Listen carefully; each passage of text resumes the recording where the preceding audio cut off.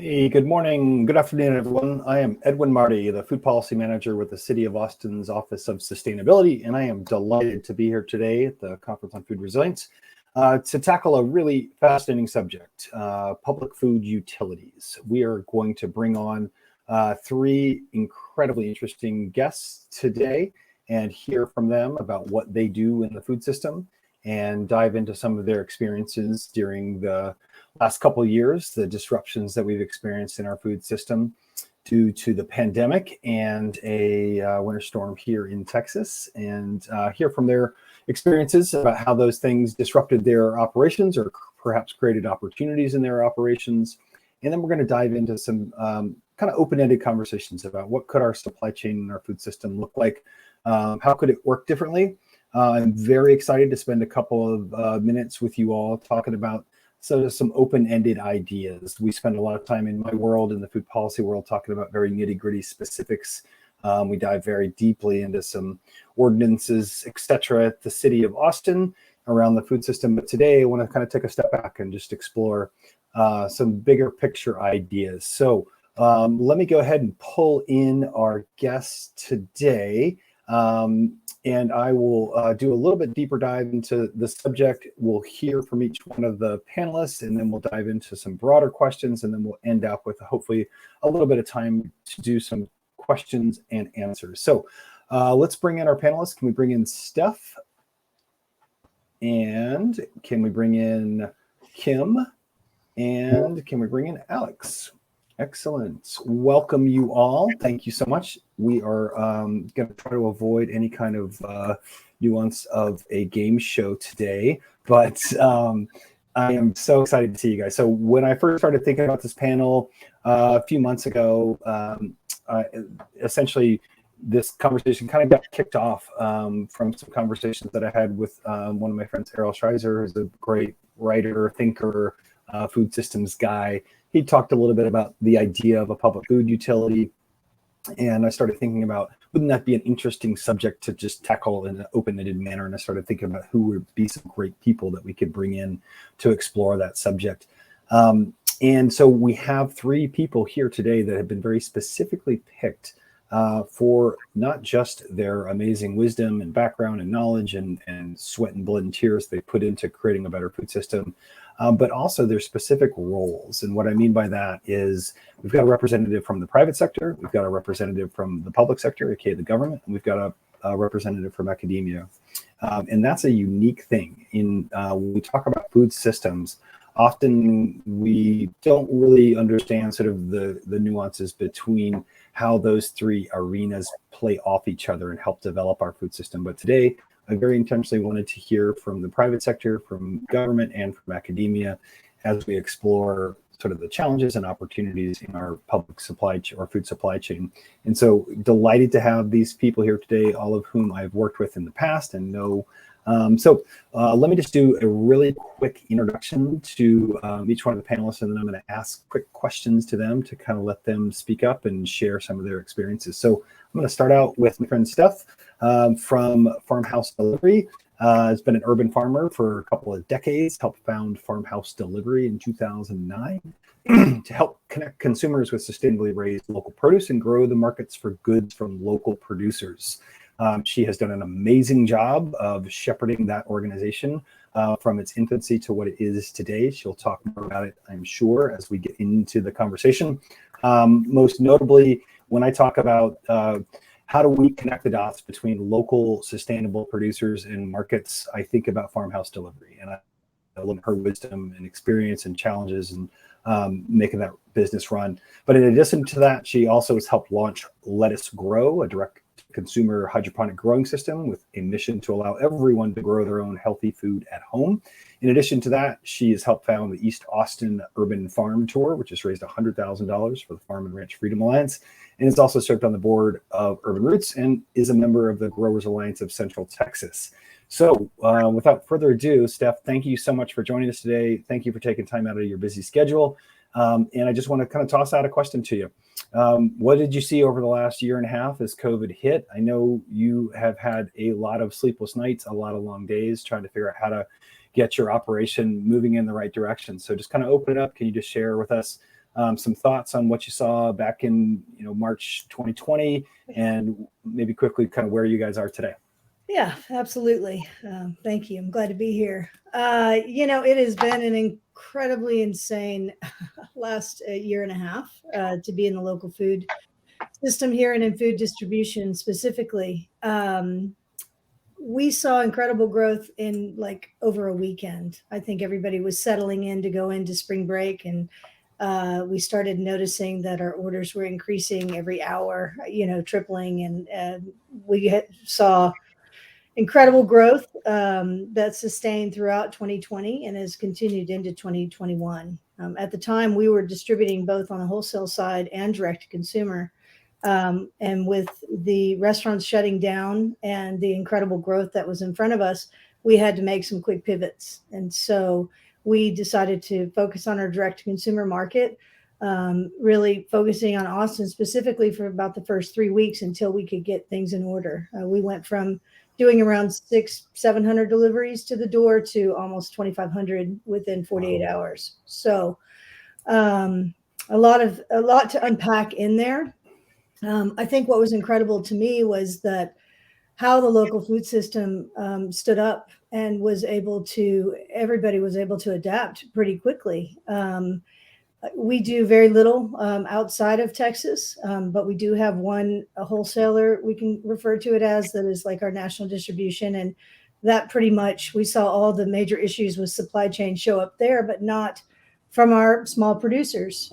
They were self-distributing. So that was, for the work that I've been doing over a decade, it was very validating that a regional food system is sustainable and can stay intact and can scale together.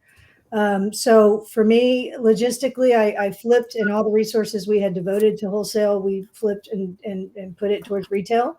The farmers immediately, increased their, production in the fields, as well as the dairy, everything. We just kind of shifted, and where those gaps and holes happen as people weren't going to school or to work, we were able to fill in and kind of fill that need. Today, it's kind of leveled out. A lot of that customer base has stayed with us. The supply chain has grown, and in some cases, it was interesting. Everybody met the challenges, but then also after 6 or 8 months, depending on the wave and where we were in the pandemic, sometimes there was excess, and so just also creating more, market for those folks and continue to grow side by side with them. We picked up a lot of new vendors as well, and new farmers and ranchers. And we just kind of spread out our offering. We got creative with partnering with our restaurants that were having trouble. We started selling a lot of their goods as well, and kind of filling in where we needed. That's an incredible story, Steph. And I just want to point out, something really important that you just touched on: the idea of a consolidated food supply chain that we've seen, pervasively across our country over the last couple of decades.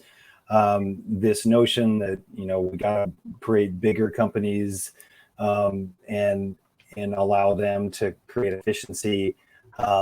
What you're saying essentially is that resilience, at the end of the day, is created through those small companies being able to handle small decisions in response to bigger issues and overcome those challenges. And that doesn't happen when you have large-scale consolidation of industries. I want to circle back to that question, because I think that probably is maybe one of the most important things that we can highlight that's happened during COVID, that there are some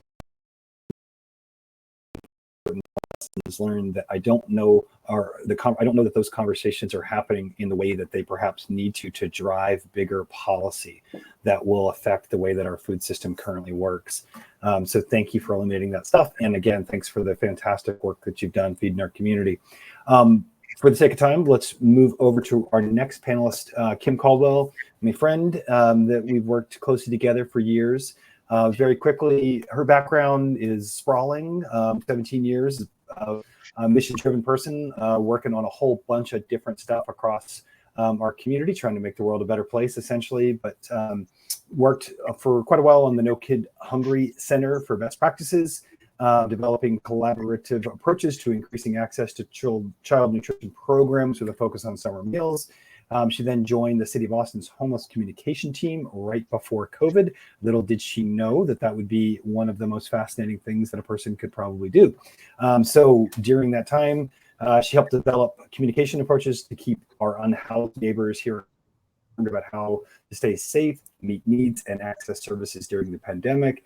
And through that work, she was one of the leading team members on the development of a project called Eating Apart Together, or EAT, that helped provide services to our homeless community in Austin during the pandemic, and then most notably also stepped up substantially during Winter Storm Uri and really played a critical role in ensuring that the folks in our community who have the least access to resources were taken care of as best to our ability.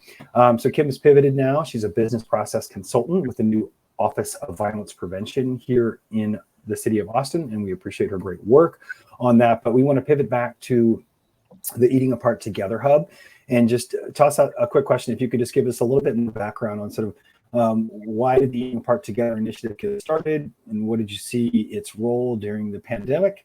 We'll circle back to kind of where it might go, or those kinds of things might go in the future. But just if you could give us a little bit of background on the Eating Apart Together initiative. Definitely. Thank you, Edwin. And thanks for including me here today, even though, like you said, I've on another little winding road. I had no intention of ever working in the food space or working in government, and yet here I am. And that really is because when you look at what makes community and what makes for thriving communities, food is a big part of that. And so I fell backwards into No Kid Hungry, looking at how can community working together take federal bills that say people deserve food, and how does that actually turn into food in bellies? And so when I was working on homeless communication and COVID hit, and we were hearing there's no food. There's no food, right? The lines at the grocery store were around the block. The restaurants were shut down. And in the ones that were open only had drive-through. And so you're looking at a population with no cars, with really food sources on the margins, and even food pantries were operating in a drive-through model only. And so I did the thing I always do, which is look to where's the federal line of funding, and there wasn't a federal line of funding. And it was very confusing because I'd worked in the child space, and I was like, but don't we care about people? And how does the care for people turn into food in bellies? And I was lucky to get, when I say lucky, I threw myself into the team that was forming to look at food access for folks experiencing homelessness.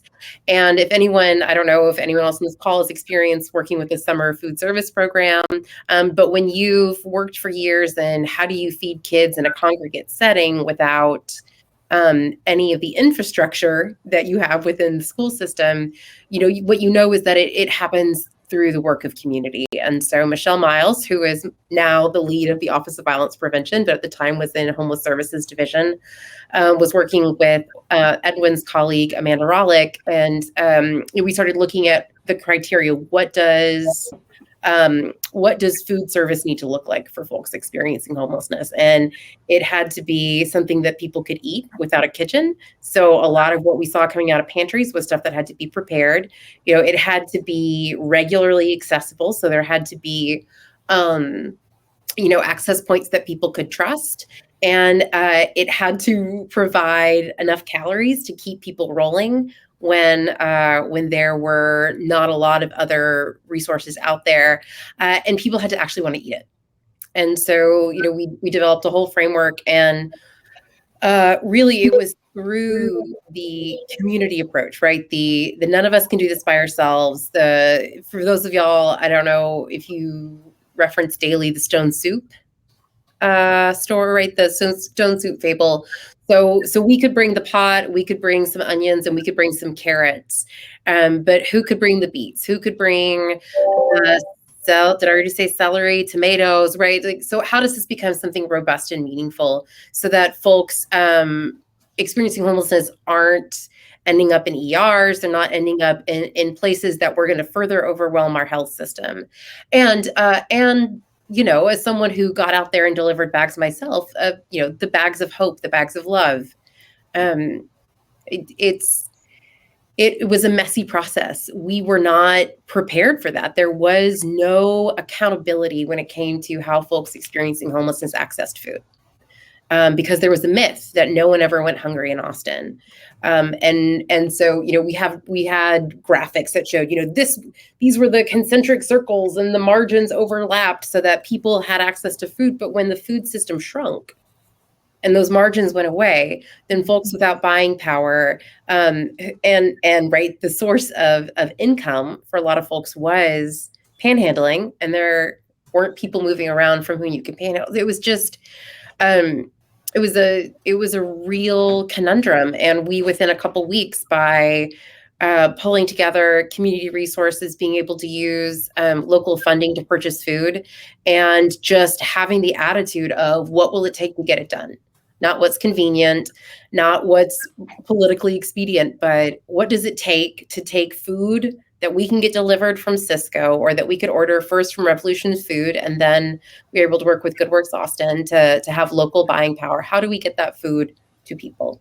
And in my mind, that is exactly how government and community should work together. So how do we have the accountability and the resources meet the relationships and that hyper local knowledge? And that's how we were able to get out more than 1 million meals during the course of that program. And I will say there's likely a lot of Chef Boyardee fatigue out there from folks who received those bags, but also, after month after month after month, when I would show up with those bags at the same time in the same location, I would see the same people, and it was a touch point of reliability and care. I mean, those were the people who hugged me when my dad passed away and shared with me their stories.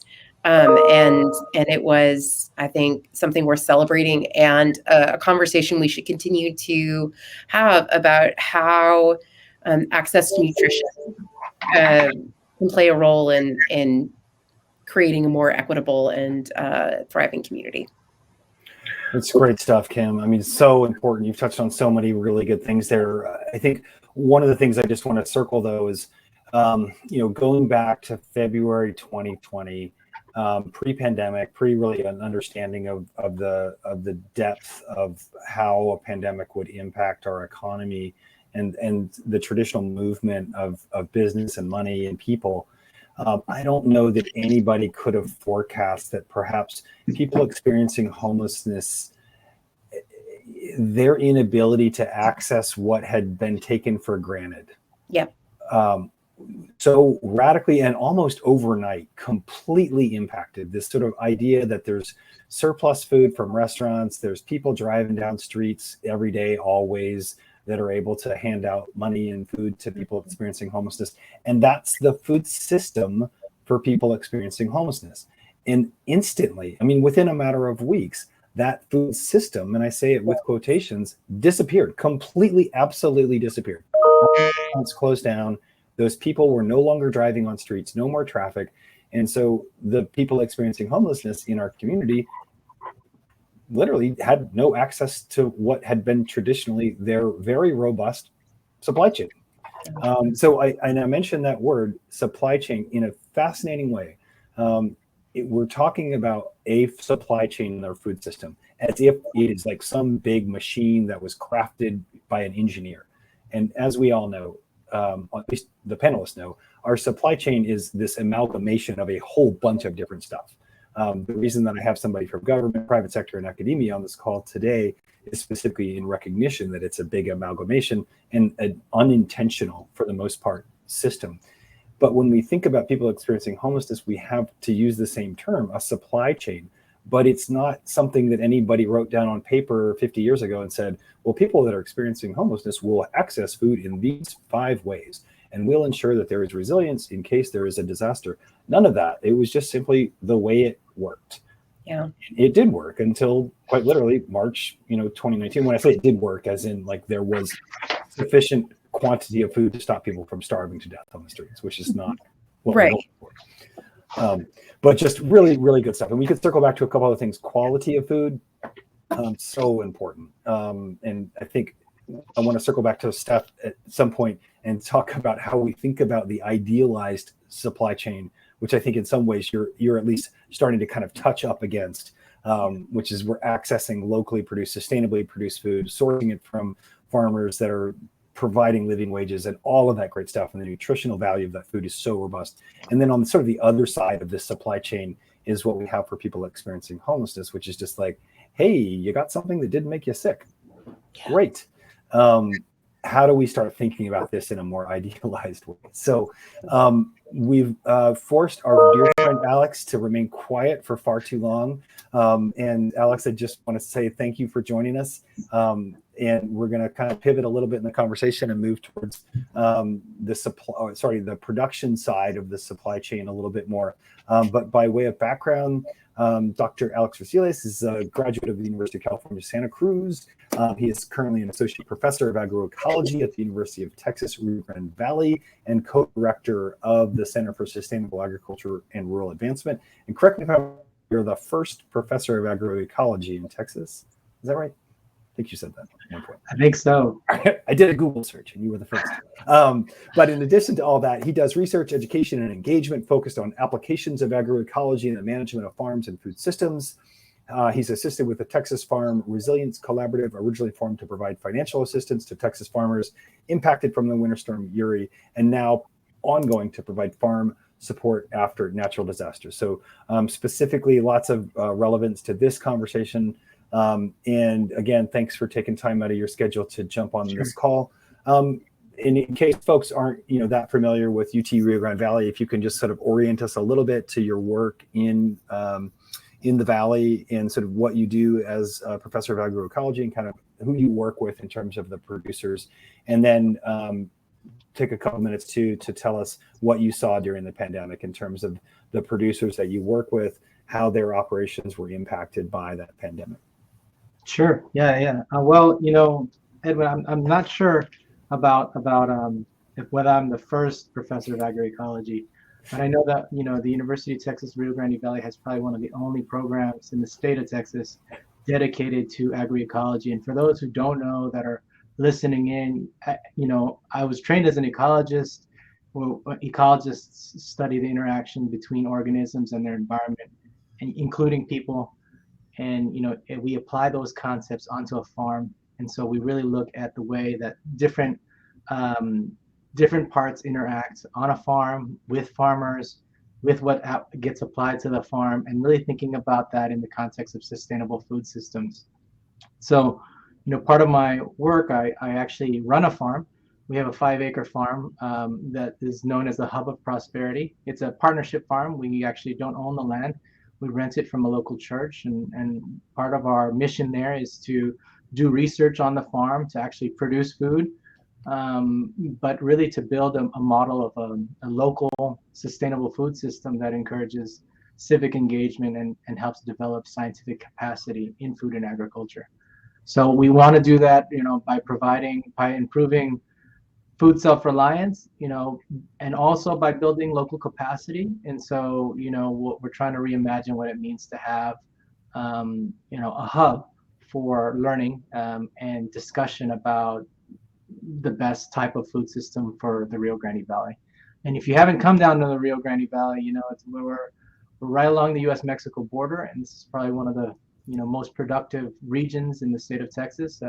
It's the highest producer of fruits and vegetables in the entire state, and we do the most production of sorghum and grain in the country, and then we also are home to a lot of fishers and fishermen who fish in the Gulf of Mexico. So we've got a lot of production down here.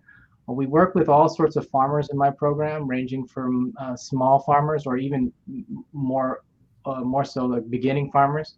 As you mentioned, I help run the Center for Sustainable Ag and Rural Advancement. We have a program to help beginning farmers and ranchers, and particularly we have outreach and we target Hispanic farmers.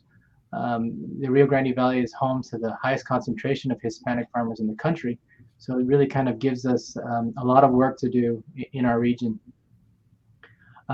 Let's see, to answer your question about what we saw here in the Rio Grande Valley, after COVID, it was quite interesting because, I mean, obviously food is one of those essential services. So even farmers themselves could not stop producing food. What became very difficult is finding folks to work in farms. This was one of the examples of how we knew suddenly. And this is something that agroecologists write about often, but we witnessed it in real time about how fragile our food system is. And I think you could say this for food systems everywhere. I mean, part of the problem is that most of the food producers, the large food producers that I work with here, are part of that kind of global, conventional, industrial agricultural system. And it's one that really kind of prioritizes wealth and not necessarily health. So I really felt bad for farmers because where most of us were sheltering and hunkering down, scared for our lives. Farmers had to continue working and just kind of get on that tractor and just keep on going. I mean, in the end, the system, peeling back that onion of food systems, I mean, you see how difficult it is because, the system's designed to reward farmers, who just operate a huge operation. You want to try and get as much product from the field, the lowest price possible. And so that's the kind of, all of a sudden when you peel all the layers back, you see that. And I think a lot of the folks around here started to realize that, hey, we are the most productive region in the state of Texas, and yet there's no food available. The grocery stores are empty. And I think more and more people started to realize that, hey, food that doesn't come from the field and come straight to us. It gets exported as part of our conventional food system, gets distributed elsewhere, and then if we're lucky, it'll come back, and probably at twice the price. So like Steph mentioned, all of a sudden all of our local farms started getting calls off the hook and saying, hey, look, we need you, we want you, and I think that was a good thing, but at the same time, a lot of our farmers weren't positioned for that kind of pressure. Yeah. And they had a hard time responding. Farmers markets shut down. They couldn't go to their normal venues. We had farmers go into a parking lot of a store, trying to get rid of their produce that's perishable. We actually started a program here at the university where we tried to buy all of the food we could from local area farmers to distribute to employees on a pay-as-you-feel model.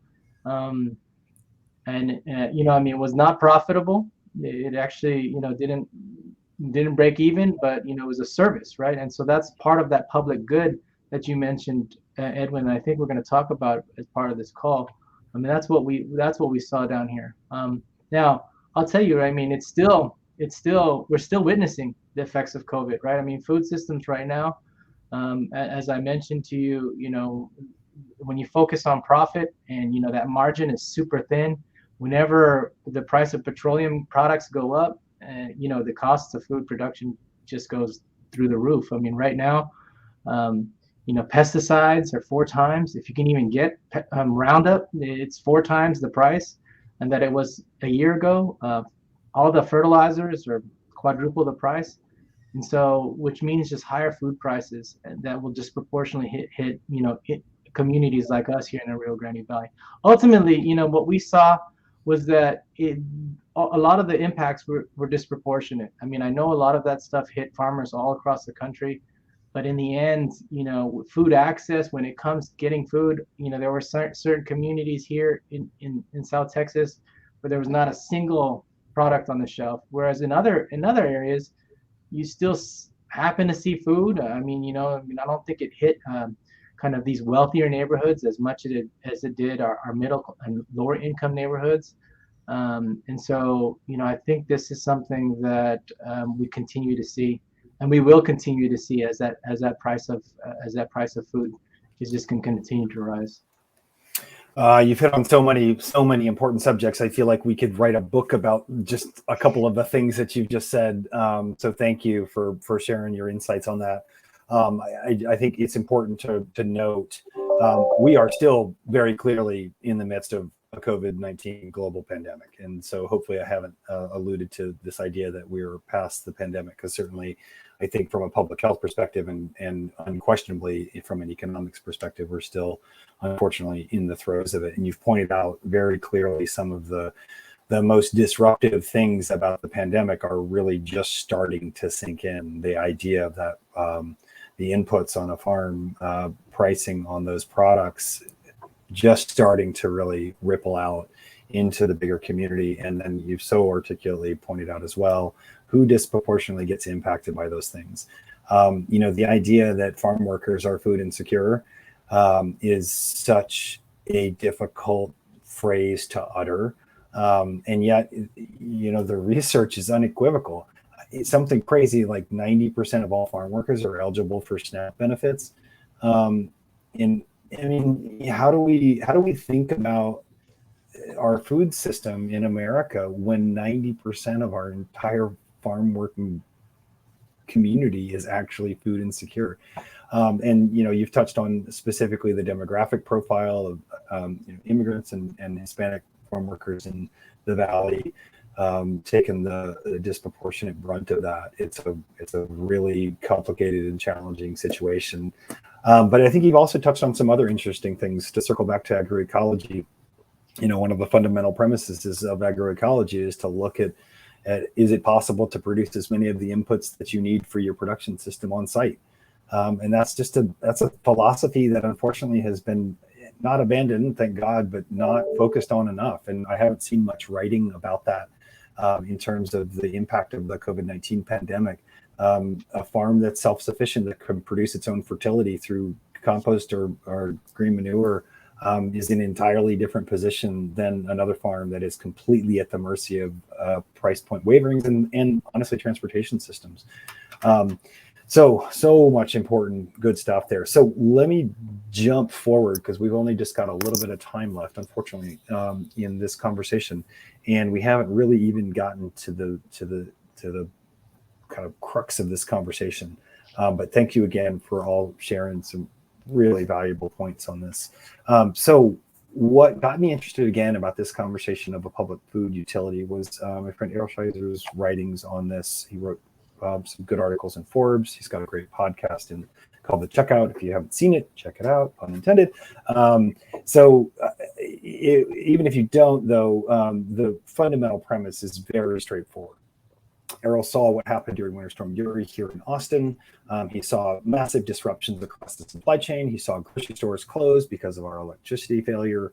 And instantly we had, food insecurity going from like whatever the norm is here in Austin, 18% to almost 100%. I mean, like basically after 3 days of grocery stores being closed, our entire community became food insecure. And without transportation systems able to backfill and address that, we, went from a very thriving sort of privileged community for the most part to, basically like completely crushed as a community, without electricity, without running water, without food supply. And we had, as a community, I think, to do some real deep soul searching, and Errol articulated some of that really well in his writings, and asked some hard questions about the intention of our current American food supply chain. And just to dive into that very, very quickly, if you're not familiar with this idea of just-in-time delivery systems, I mean, our basic, capitalist society has prioritized this idea of just-in-time, which means get it to the distribution center, out of the distribution center as quickly as possible, and to the end user as quickly as possible. Don't keep products in a warehouse for any more time than you absolutely have to, because when you have a product that sits in a warehouse shelf, it costs money. So that product gets more expensive for every minute that it sits on a shelf. And so when you think about it from a very systematic and analytical perspective, it just simply speed up that turnaround time. You're going to increase profitability. And as you touched on, Alex, earlier, that's pretty much what drives our current food supply chain is increased profitability. And so we've taken that, maybe not to its logical extension, unfortunately, perhaps, but we've certainly taken it pretty far. As you all probably know, we can get onto our Amazon app at any moment and order food and have food delivered very, very quickly for most of us that benefit from the modern economy and technology. Not everyone, certainly, just to put it, but for the most part, people can jump on their phone and order food and have it delivered almost immediately. And so this idea of just in time is sort of manifested in this concept that grocery stores try to flip their entire store in 3 days. Not everything on every store shelf gets flipped in 3 days. General notion is if you're moving through your entire inventory in about 3 days, you're maxing out on your profitability. You're creating massive efficiencies, and you're providing the best possible return for your investors. And if that's the criteria that we want to use to evaluate success, then we're probably moving in the right direction. But what Winter Storm Uri did, and what Errol wrote very articulately about, is that actually the best idea, given the fact that not only did we have this disaster that illuminated the negative externalities of that, but looking forward, and this is what I want to spend the rest of the time today talking about, is we know climate change is happening. We are painfully aware that climate change essentially means more extremes, more extreme heat, more extreme cold, more extreme wet, more extreme drought. So in every possible way from a climatic perspective, we're going to have more extremes. All of those extremes are going to test our infrastructure. They're going to test our transportation system. They're going to test our electrical grid, all of those things. Most likely, unless we do some heroic work, and I think even if we did, we were probably still going to see some dramatic changes in the way our infrastructure is impacted by future disasters. So we can basically assume that in the future, we're going to have more natural disasters caused by climate change. All of those disasters are going to have an impact on our supply chain. So if we've set ourselves up for this sort of inevitable scenario, we're basing our supply chain on just-in-time delivery, knowing that we're going to have more and more and more disasters caused by climate change. Is that the best approach? And from my perspective as a food policy manager, I have to ask the hard questions about what can we do at a local policy level, and then ask the bigger questions and perhaps the more important questions, what can we do at the state level or at the national level from a policy perspective to prepare ourselves better. So that's my quick spiel on the background of this whole question. So essentially, what I want to do for another couple minutes here is just take a little bit of time to dream. Would it be possible to have a food supply chain that functioned more like a public utility, perhaps similar to an electrical or a water system, where during a disaster, everyone had equal and reliable access to food that their families needed? So that was the sort of question that Errol asked that I want to just pick back up. So, and I'm going to just throw this out to each one of you and let you guys answer in whatever way that you see fit. Each one of you come to this conversation from an entirely different perspective in some ways in terms of your actual background. And so we can take this conversation in a couple of different directions, but I think there's some real interesting advantages to a public food utility. And I think there's probably some pretty important downsides to thinking public utility. So let me just kind of open it up and maybe toss it back to Steph first. So public food utility, from your perspective, I know that you've talked a lot about this idea of a food hub and sort of, what could a food cost effects really look like? And maybe if you want to just kind of share some of your thoughts on that and just anything that you've got in terms of thinking about a public food utility. Yeah, I think for me, encouraging more agriculture around our city hubs is something, that I see that works well with this. What if we lived in a world where we could say yes to everything that was produced, not just what I can accept, which is kind of this high end, that I pass on to my consumers, but we could accept everything and we could process that food in a place. It was all gathered in one location. One of the things with Uri that we said yes to everything before the storm, and then the storm hit and I couldn't get into the warehouse for those days. And then the massive challenge to get it out. But, what I dream about is, and that goes with animal processing as well.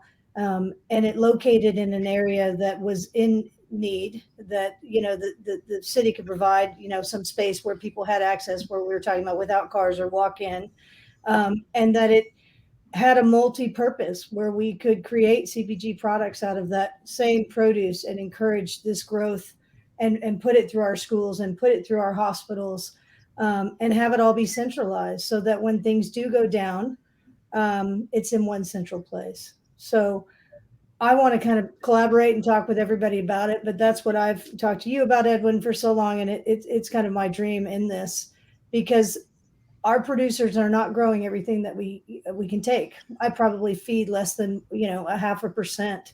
or less, probably. And so I want it to be twofold. How do we support our producers and farmers, and how do we support our community and create a model that we could take to other places? So. Super stuff. And you touched on something that's so important. The price point, we're not going to have time to really dive into this today, unfortunately, but some of the other speakers earlier today have really talked about this notion, really good food, healthy food is really expensive and oftentimes unapproachable and inaccessible to a broader community, specifically Black and brown skinned community members facing disproportionate health challenges, not able to access sustainably and locally produced healthy foods because of the price point. Really big challenge. And one of the things I've heard you talk a lot about, Steph, is this notion that if we had better, perhaps publicly supported processing facilities, that price point can get dropped down, because you can, like for instance, with an animal, you can use the whole animal and you can turn the entire animal into different kinds of products that can then be sold. I mean, one of the things I've heard for years is, locally produced, sustainably produced pigs cannot be sold to schools because of the price point, unless there was some kind of way to reduce the cost of processing that animal in a way that other parts of it could be sold at, or some parts of it could be sold at a really high price point, and some of the parts could be sold at a really low price point because of the scale. So that's the kind of thing I think that we need as a community to start diving into, is where does the public investment need to fit in to create the capacity for that kind of stuff? That's right. But let me just keep moving down. We'll circle back to that, hopefully. So Kim, you probably have the most experience in actually running something that could be called a public food utility. Yeah. Yeah, I think, the model we had the model we had for EAT, and I think the model for a public utility leans on kind of the two different pillars of government and community. And government creates, the accountability and the scale, and community accounts for access and fit. And so when we can combine that, and my belief, right, is that of course we can do that. We do incredible, right? We've been to the moon. We can do this. If we are open to working differently, if we're open to some things that are uncomfortable, if we're open to having a conversation about food as a right, about food as community, about food as love and joy, and something that everyone deserves, right? Like I'll admit, sometimes I'm like, this is my Honeycrisp apple. My 5-year-old who doesn't appreciate a Honeycrisp apple, she gets, the gala apple, whatever. It's, but I can say, you know what? My 5-year-old is as deserving of this Honeycrisp apple as I am. And so, I think if we remove that giver and receiver mindset and get on the same table and say, how do we use what government does well, right? Which is the scale of funding and the accountability, and then the community, which is this the right food for us? And how do we use the systems that already exist? Because communities are rich with resources that we don't see as valuable because it doesn't make us money. So yes, I think that this is all possible if we have the will to do it and, put our creative minds towards it. Of course it's possible. I would like for us to pursue it in a real serious way. Well, we are running up against time, and I want to let Alex have the last word. You've got probably about a minute, Alex. So I know that's okay. Time to summarize, but thoughts on this? Yeah, you know what? What you're talking about is just kind of flipping our food system. It's going to take a lot of work, because ultimately, food is a private good, right? I mean, you can exclude other people from getting it, and you can. It's very rivalrous, we can price you out, and so in order for it to move into a public good, you need in ways to remove the kind of the rival aspect of food and remove anything that excludes people from getting it. So this is where all efforts, and it's not just in policy, but this requires some autonomous solidarity amongst groups like the ones on this call, and really kind of find ways to inspire our municipalities and our states to come up with other incentives to do that. That's great. And I think that's all the time we're going to have for, but I mean, if we can do that last sentence, we will change the world. So I'm super excited about this conversation. I'm going to be leading some efforts here locally to pick this conversation back up and really run with it. And I'll be leaning into all of you on this panel for some more participation. And I'll be looking externally at the folks that have joined us today. Sorry, we didn't get time to do Q&A. But there'll be lots of opportunities here locally in Austin and Central Texas and across Texas to keep this conversation going. I just want to thank each one of you so much for the time today. The work that you do in our food system and in our community is so critical and so important. And I just respect each one of you so much and appreciate your time. And that's all the time we got. So thank you all so much. I appreciate it.